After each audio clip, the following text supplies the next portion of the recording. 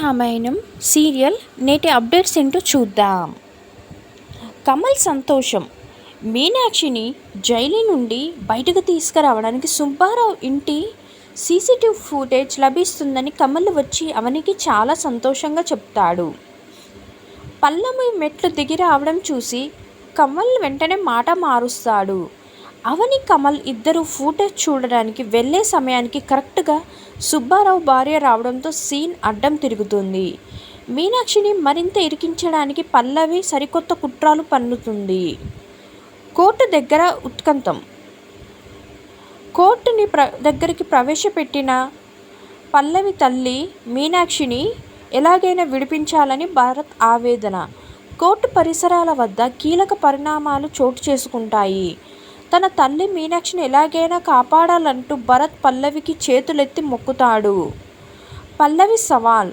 అయితే మీనాక్షి విడుదల విషయంలో పల్లవి ఏమాత్రం తగ్గకుండా అవనికి ఓపెన్ ఛాలెంజ్ విసురుతుంది. ఇంతటితో ఈరోజు ముఖ్యాంశాలు. Thank you. Share, like, subscribe. Ishq you all.